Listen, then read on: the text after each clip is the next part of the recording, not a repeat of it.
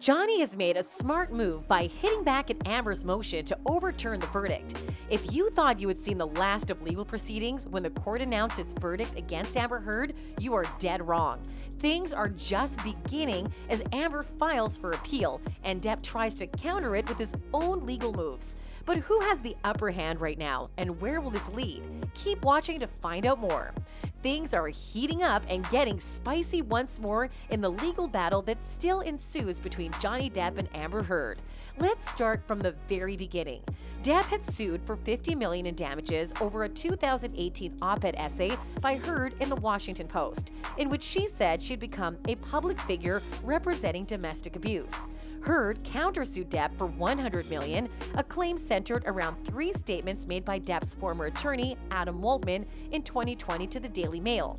For 6 weeks, a Virginia jury and the close-watching public learned about Heard and Depp's private lives and how their marriage turned acrimonious. On June 1st, the jury found Heard defamed Depp and harmed his career with her claims of domestic abuse, awarding Depp over $10 million in damages. Heard's attorney, Elaine Bredehoft, previously told Today that Heard intended to appeal and can't pay the $10.4 million judgment in the case. This is what she is doing now. Attorneys for Amber Heard Friday asked a Fairfax County Circuit Court judge to toss a jury's verdict that the actress defamed her ex-husband, Johnny Depp. In a 43-page memorandum, Heard's legal team argued that the award was unsupported by evidence. They took issue with Depp's contention that he lost his role in Pirates of the Caribbean because of statements made by Heard in an op-ed, and they charged that at least one juror was not properly vetted by court officials. But it seems that Heard's team is not too concerned with this.